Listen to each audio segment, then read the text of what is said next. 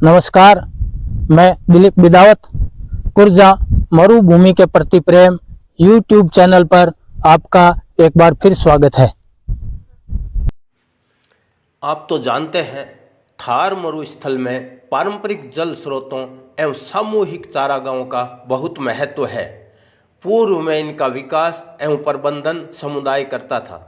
पंचायती राज व्यवस्था स्थापित होने के बाद यह जिम्मा ग्राम पंचायतों के पास आ गया। यह देखा गया है कि जहां ग्राम पंचायत एवं समुदाय मिलकर इनका विकास और प्रबंधन करते हैं, वहां चारागाह एवं जल संसाधन उपयोगी बने हुए हैं। हड़ौदी जिले के बाप ब्लॉक की ग्राम पंचायत कल्याण सिंह की सिड्ड के सरपंच श्री केशुराम जी ने चारागाहों जल संसाधनों के विकास के उत्कृष्ट उदाहरण पेश किए हैं। सुनते हैं उनसे हुई वार्ता के अंश। केशुराम जी सरपंच साहब नमस्कार। आज हम जानना चाहेंगे कि आप नाडी, तालाब, ओरण, गोचर या जो भी सामलाज संसाधन है, इनके सुरक्षा, संरक्षण, विकास और प्रबंधन को लेकर किस तरह के प्रयास किए आपने? हम लोग यहाँ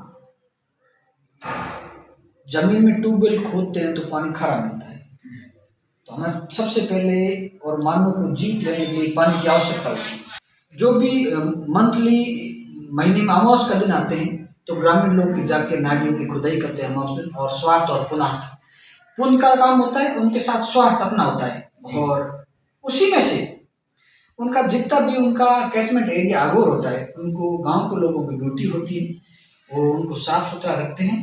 और जितने भी मवेशी आते हैं पीते हैं, पानी पीने के बाद में जितनी भी वहाँ गंदगी, गोबर, खाद होते हैं, वो गांव के लोग वहाँ से दूर हटा करके उसको यथास्थिति में आगोर को साफ करके रखते हैं।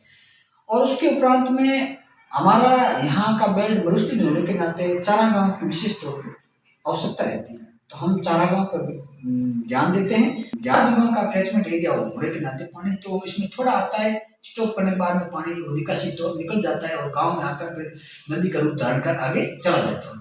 तो इसमें कैसे रोका जाए, तो सरकार ने हमें यहाँ का प्रपोजल बना दिया, सरकार ने नाली स्वीकृत की, और उसके बाद में सेकेंड डे में गवर्नमेंट ने स्कीम ये भी की गई, एक बार नाली सेक्शन तो इतनी सी थी, उसको दोबारा खोदाने के लिए मैं दोबारा भेजा 2 बार नाली, कुछ बहुत अच्छी नाली है वो अब अच्छा रूप ले चुकी। अगर मैं कल्पना करता हूँ और मैं पूर्ण विश्वास के साथ कहता हूँ कि अगर वो पूरी नाली एक साथ भर जाती है तो साल भर के लिए पानी पर्याप्त होगा। हमारे तकरीबन ये आपकी 5-6 ग्राम पंचायत है और तकरीबन 20 गाँव उनके लिए यहाँ पीने के लिए। सरपंच साहब के कार्यकाल में विकसित की गई यह मालम सिंह सिड्ड की बगोलाई नाडी है। ग्राम पंचायत के ऐसे महत्वपूर्ण जल स्रोतों को विकसित कर ग्राम पंचायत को जल स्वावलंबी बनाया गया है।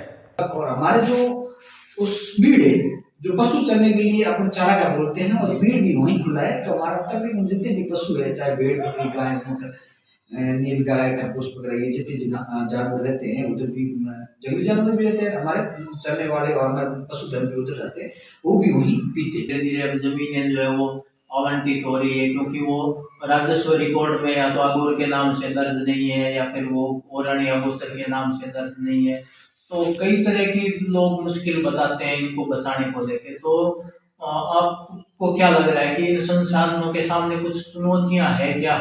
नहीं, ऐसा पंचायत एक सुप्रीम कोर्ट का दर्जा है, पंचायत स्वरस्वरा होती है, और जिस नाडी का अगर नाडी पूर्व में कट चुकी है, उसका कैचमेंट एरिया अच्छा है, तो आप पंचायत मीटिंग में प्रस्ताव तैयार करके और उसका जो भी आगोर वाला जितना बेल्ट रखना चाहते हैं, जो पानी की आवक वाले व्यवर्थ में न ले, जितना उस नाली की जो पड़त है उसको बचाने के लिए कुछ प्रयास आप कर रहे हैं, तो उसके बारे में थोड़ा बताएंगे किस तरह के प्रयास है? आपकी बात सत्य है। हमारे ग्राम पंचायत में राजस्व ग्राम कल्याण सिंह की सीट की गैर मुमकिन जमीन है, मगरा है, उसमें सर जमीन में नदी नाले भी हैं, वृक्ष भी हैं, और हम कुछ उसमें वन विभाग को सुपुर्द करके पौधे भी लगाए, और उसमें एक राज्य सरकार ने जमीन आवंटन करके सोलर प्लांट को दी थी।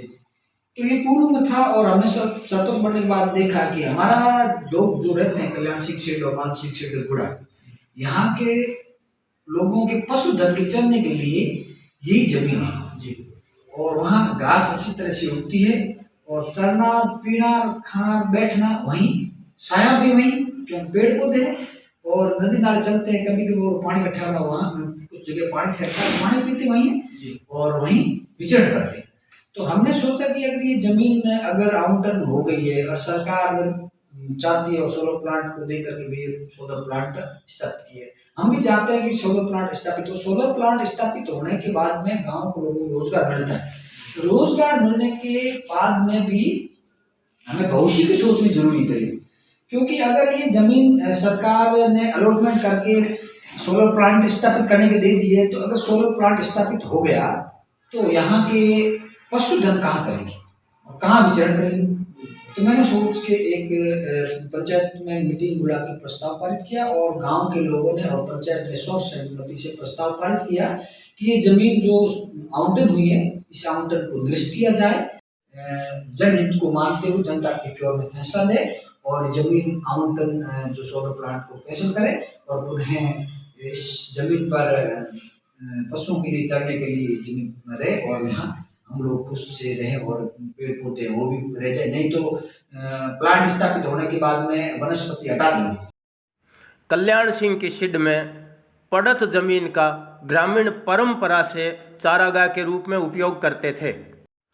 यह जमीन सोलर कंपनी को किए गए आवंटन के विरोध में जनहितार्थ उच्च न्यायालय में आपने अपील भी दायर की है।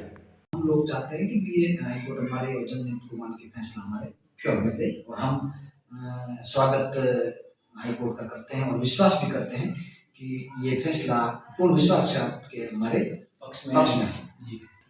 आप एक सरपंच होने के नाते और मरुभूमि के साथ जुड़ा होने के नाते यहाँ के जनप्रतिनिधियों और यहाँ के लोगों को क्या संदेश देना चाहेंगे?